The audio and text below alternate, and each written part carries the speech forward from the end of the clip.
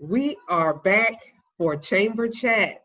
Thank you for joining us today, everyone. We are very, very glad that you've joined us and been consistently joining us every Tuesday and Thursday as we strive to bring you the latest information regarding COVID-19 and your business. Today, we are very, very happy to have with us Miss Jasalyn T. Smith, affectionately known as Jazz. Thank you for joining us today, Jazz. Thank you for having me. So I want to tell you all a little bit about Jasalyn T. Smith. She currently serves as a partnership specialist for the U.S. Census Bureau.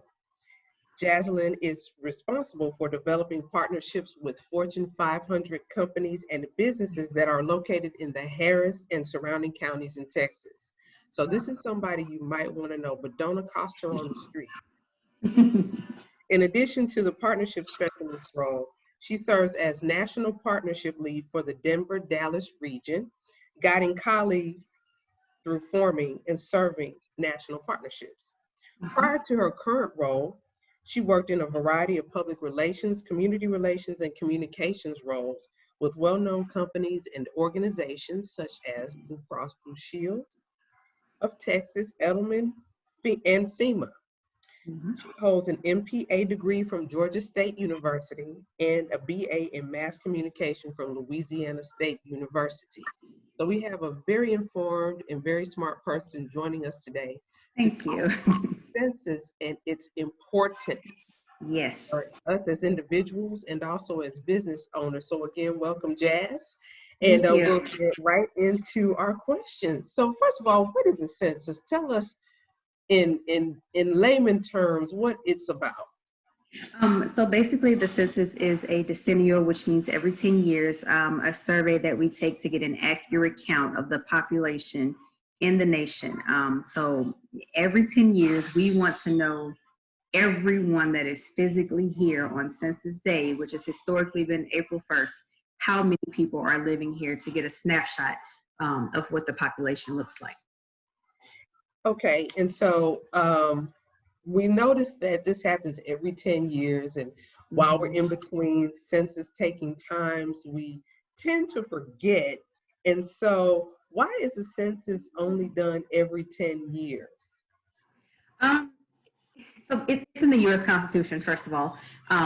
Ever since 1790, they mandated that every 10 years would be a good amount of time to get an estimate of what we have going on in the U.S. Not exactly sure why the forefathers chose that amount of time, but literally it's been that way since 1790, every 10 years like clockwork. And it's not going to change in the foreseeable. No, ma'am. So we should put on our calendar 2030. Yes. And just keep in mind that every 10 years we're going to be counted, and that's really important. And we're going to talk about why it's important in just a minute. So who should fill out the census, Jazz? So every household has to fill out the census. So one person in each household should fill out the census. That person needs to be at least 15 years old. Only one person per household should be filling out a census form. On that one census form, everyone that's in that household as of April 1st of the year that we're counted, which is April 1st, 2020, should be listed on that form. But only one person needs to fill it out, but everyone needs to be counted. Okay, and so could a household also include a single person? It can be a single person. It can be a multi-family unit where there's a grandma, a mom, and a grandkid. It can be a household where you and your two best friends live. It can be a household where your cousin and your aunt live. As long as it's a household and they lay their heads there, or they're there as of April 1st, or they were there as of April 1st, they should be counted in that household. Okay, so even if you have, someone staying with you temporarily for COVID-19. Well, so there's an exception to that. So for COVID-19, if someone is staying with you just temporarily, but they have every intention of returning back to where they normally live, they should be counted where they normally live in that circumstance. Okay, all right. So it's important to clarify that because we don't want to have double counting. Oh, yes, yes. Temporary housing is an exception. In that case, it would go to where you've spent, 6 months of the year laying your head. So this one is definitely an exception if you have permanent housing to go back to. But let's say, for instance, you had to move due to COVID-19 and you no longer have that place to go back to, then you're now counted where you're staying. Okay. All right. Thank you for clarifying that, because it can be a little bit Oh, yeah. when you're going through the application and you might have that particular circumstance. So thank you for Yes. explaining that. Now, what about people who are not U.S. citizens? They may be here on a visa or a green card. Do they have to fill out the census? Yes, citizens of foreign countries, if they are living in the United States, they are counted at the U.S. residence where they live and stay. So even if they're on a visa or a green card, if they are living in the United States, they need to be counted. So the whole point of the census is they're just trying to count bodies. They don't care about citizenship. There are a lot of supposed deterrents out there. There's folklore, there are stories about who can and cannot fill out the census. So if you're not a U.S. citizen, you still need to be counted. Okay. And are these people in danger of being arrested or detained? No. Census information is legally protected. We cannot share information in between our agency and another federal agency. We can't share information with an apartment owner. We can't share information with your mom who thinks you live with your best friend. It cannot be shared. It is federally and legally protected. Your data is protected. Okay, so we'll say it again. Your data is protected. Yes. So you don't have to worry about any traffic tickets you didn't pay, any court appearances you missed, any back taxes you owe. Yes. Just protected information. Yes, it's only information, data driven. Okay. So why is this particularly important for the African American community? So historically, the African American population has been undercounted for various reasons, disadvantages, financial situations, temporary housing situations have provided hurdles for African American families being counted. But it matters a lot for us because the census results, they affect our voice in the government, how we're represented in our community, how much funding your community receives, and your community plans for the future. Our voices need to be heard in order so that we're not also being fairly represented, but that we're being accurately heard. For example, organizations such as, Head Start programs, SNAP programs, Medicaid, even free school lunches, all that comes from census numbers. And if we're not accurately counting how many of us there is in a particular community, they're also not getting funding for that particular community. And furthermore, federal agencies use these numbers to rely on monitoring discrimination and implementing civil rights laws and making sure that voter rights are protected, equal employment opportunity. All these policies and these organizations and these programs that benefit us as African Americans, it all goes back to us being represented in numbers. And if we look like we don't exist, as far as the government is concerned, we don't exist. So it is very important for us to be counted. Yes, absolutely. It's kind of like if you don't show up at the meeting, then you don't count. And people will make rules for you. Exactly. Based on their own interests because they showed up at the table. Yes. So now it has to be counted. So. And it determines representation in Congress as well, doesn't it? Yes, ma'am. Apportionment is directly based on census numbers. So the number of representatives we get in Congress is dependent upon census numbers. Yes, ma'am. And from the 2020 census, Texas stands to gain between 2 to 4 more seats. And that all depends on whether or not we're accurately counted with the amount of people that have come to Texas. It has to be counted on the numbers in order for us to get that representation to be accurate.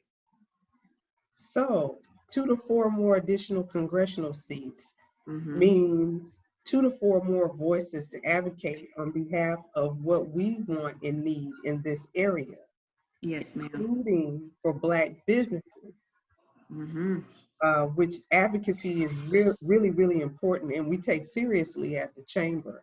So why, I'll let you talk about why it's important for African American business owners to make sure that they participate in the census and how it may impact their business. Well, if you're a business owner, you know that the numbers matter. You use data when you're starting a business, when you're running a business, when figuring out, where to build a business, where to put your offices, where to create jobs. All of that comes from census data. So responses could lead to things like more jobs and new businesses, and they can also help determine where you should even navigate your businesses based on census data. It also helps you make hiring and pay decisions, based on payroll businesses in this area, and states and local governments use these numbers to regulate your businesses as well, to determine if your business is even, a necessity for this particular area.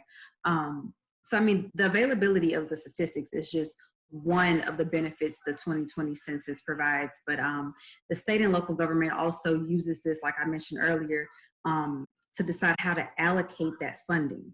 And whether you realize it or not, those hospitals and those schools and even the roads and the bridges that get built from that money, that generates opportunities for your businesses, based on the amount of funding that is received from those numbers. So it all trickles down, at the end of the day into your business. Even if, having a certain amount of people doesn't directly affect you, it'll affect the area and the community your business also resides in. Right. And, rooftops are important when you have a product or service. And the census data is there for the taking. You can go back and look at the 2010 census information to get demographics about certain areas of the city or the county, their makeup, their ages, and utilize that for your business. So that's an excellent point, Jazz, as to why business owners should care. Now, business owners don't have to fill out the census as a business. No. The census should only be filled out by households, not business owners. Mm-hmm. Okay. So just make sure that you, as a business owner, make sure that you fill out the census information for your household. Encourage your employees to do so, and encourage those who pay you for your services to fill it out as well. So, so this is how it all ties together. Business and government always tied together. So don't ever feel like just because you're in business, you don't need to participate in the political process. As we can all see right now, Jazz, we're getting into this slow rollout of opening businesses. Yes. And who's in charge of that? The government. Yep. So we need to be active in government. Definitely. Yes. So when is the deadline to turn in the census? So under the current conditions, things have completely evolved. And they're still evolving on a day-to-day basis. But under the newly proposed plan that we're under right now, the Census Bureau would extend the window for responses to October 31st of 2020. Right. Currently proposed plan right now. So October 31st. So we have a little bit. But we don't want to wait. I was about to say, you don't want to wait till October 30th at 11:45 p.m. to fill it out. No, we want to get that done as soon as possible. While you still may be at home, go ahead and get it out of the way so that October 31st doesn't creep up on you, because that'll be time for Halloween. And oh, yes. have fun around that time, and we might not be thinking about it. Right. We hope. Okay. So are there any consequences to not filling out the census form? Yes. So as I mentioned earlier, our goal is to get everyone counted, only once in the right place. While you are required to participate by law which there are legal consequences. The Census Bureau is also required by law to protect your answers. So yes, you are legally required, but your answers are also legally covered. Your responses are only used for statistics, and we do not disclose any personal information. So it is a legal obligation, but we also have legal obligations to follow to protect your data that you do provide. Okay.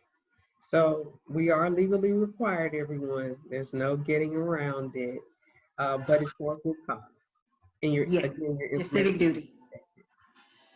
Can we expect to have any census takers come to our homes? Yes, so under the new proposed plan, they are scheduled to start going out August 11th, and that's called non-response follow-up. We identify that as NARFU. That happens when households do not respond. They don't self-respond. So we are encouraging everyone to self-respond now, and you have 3 ways. You can do it online, by phone, or by mail. You'll receive a mailing if you don't do the first 2. If those 3 don't happen by August 11th, that's when our door-to-door enumerators will start to go out to collect those responses digitally by iPad. But if you get it done before then, you don't have to expect anyone to come to your home. So that's the August 11th date. August 11th. So if you don't want anyone to come to your home, Yes. please fill out the census information online, or Jazz, what was the other ways that you said So you can do online, by phone, or by mail. And by mail means filling out the hand form that they will send to you, but online and by phone are the 2 easiest ways. Okay, and so for those who need to fill it out by hand and mail it, if they have a postmark of August 11th, they still might get a door visit. Yes, Okay. But it's updated daily. So let's say you send it out August 11th, and your scheduled door date is August 14th. If they receive it the morning of August 14th, those iPads will immediately be updated and they will bypass your home. So the goal is to get it done before anyone has to go to the home, but it is updated daily before the enumerators go out. Hey, we received it, no need to go to this home. Okay, so the 2 important dates are August 11th to avoid having someone come to your home, and then August 31st is the deadline that data will be collected. October 31st is the deadline to turn it in. 31st, I'm sorry. Yes. Okay, all right. So how will they be identified when they come to your home? They will have on official census badges, letting you know that that is who they are. And we've been working with local police stations as well on how to identify them. And then you'll have notice that they will start to go out when they come to your door, but they will have to have official census ID badges whenever they come to your home. And they will identify themselves. I'm sorry? And they will identify themselves when they come to your home. Okay. And in this age of COVID-19, they will have on protective gear. We will have personal protective equipment. This is why the dates have been pushed back to ensure the safety of the employees of the Census Bureau as well as the citizens in the community. Is there anything that our listeners should be wary of? You know, there are lots of scammers out there. Yes. Have you all put any measures in place to let the public know who is and who would not be a census representative? Yes, and we did in the past because they were originally supposed to start going out in May. But they do have infographics and things that I can provide to you after the call that kind of helps you identify what a census employee will look like in your area. Excellent, and we'll definitely get that posted. We know how things are today, unfortunately, so we just have to prepare. Just have to prepare. So besides being important for getting money into the community, you know, the number of representatives we have in Congress, why else might the census be important? Like, for example, there are people who are interested in tracing their roots. Would it help with something like that? Definitely. Websites like ancestrycom get their data from census data. So the cool thing about it is it's released every 70 years, the information. So for 2020, you can get information from 1950. You know, you can look at things When I say the census is to provide a snapshot of our nation, it literally provides a snapshot of everyone. So if you wanted to go back and look and see, where your grandmother lived, back then, how many kids were there, what part of town they stayed in, all those good things, the relatives that were living there, that all comes from the census. They compile that information from the census. And I've heard so many success stories about, I was able to find out my grandma lived here and next door to this person, and it's all from census data.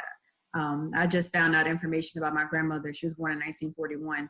I got it about 2 years ago, so that was based on, her filling out the census. I'm sorry, her parent filling out the census back then. But yeah, really cool projects come from the census, even in schools. A lot of times when you're doing projects in schools for research, it's coming from census data in our surveys that we take. So much information is captured when we do these surveys. Really important stuff and really cool stuff. It helps you learn a lot about the past and where we've been, and also forecast where we're going. Right. I think that the resources that our government agencies provide is so vast, and we just don't know that the information is available. Like earlier, Yeah. Go ahead. And I was going to say, for businesses specifically, we have data, software, and toolkits and things on census.gov that can be used for free for businesses. It's a wealth of information. We have tools you can use to input data, and I'm sorry, Okay. kids are home because of COVID-19. Of course, it's COVID-19. Yes. Okay. Yeah, we have really cool business tools that you can also use online from the census data. Mm-hmm. And so, you mentioned programs like Head Start. There are so many resources on our state, local, and national level that business owners can take advantage of, and it's all free.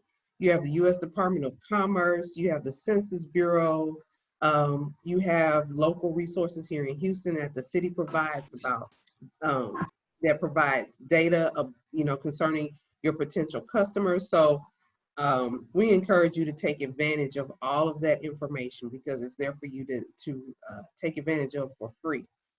And so finally, Jazz, where can people go to complete the census? You can go to my2020census.gov. That's my2020census.gov. If you have your mailing already that does have the unique code on it, you just enter that code and fill out a simple 10 questions. If you don't have that form, you can enter your address because only one household can fill it out at a time. So just go to my2020census.gov and you can fill it out or find the phone number on there as well. Okay, and if anyone has questions along the way or prior to filling out the form, who can they talk to? So there's also a number on the same website that lists in different languages who you can speak to help with any questions. I think the phone service, the questionnaire is available in multiple languages. The phones as well can be translated, can help with translating questions as well. And there are also dedicated lines for each language to help you out as well. Okay, so it sounds like you all have left no stone unturned and have considered services for everyone. Yes. Even our listeners who may be disabled. Let's say, for example, if they are blind or hearing impaired or maybe physically challenged in some way. How are you assisting those people? We have accommodations for a lot of different disabilities, including hearing impaired, vision impaired, and I can provide those resources to you right after so you can distribute those to the members as well. But we definitely have those resources available and ready. Okay. Yeah, I said earlier that was the last question I had, but I just had a few more I had to get in to, make no problem. all bases for our listeners. So, Jazz, we want to thank you for spending this time with us and breaking the census down. It's been kind of a nebulous concept. I think people don't really understand, had not understood what the census was and why it was important, but you did a great job of explaining that today, and we appreciate your time. And I Thank would you. like to thank you, Jazz. And I would like to encourage everyone again, my2020 census.gov. Mm-hmm. Go to the website, fill out the information, and continue to tune in to the Chamber for information. We are a resource for you. We want to be a resource for you. That is why we do these Chamber chats every Tuesday and Thursday at 11 a.m. Please tune in and join us. Continue to check our website at ghbcc.com. That's ghbcc.com, or you can Google Greater Houston Black Chamber and arrive at our website. And then also check us out on social media at Greater Houston Black Chamber or Houston Black Chamber. We're always posting information to assist you in your business. We highlight our businesses. If you're looking for an African-American business to do business with, check our social media, and also go to houstonbyblack.com. That's houstonbyblack.com. So we're at the end of another Chamber Chat. Thank you for joining us today. Thank We'll see you you. next time. Thank you, Jazz. Bye-bye.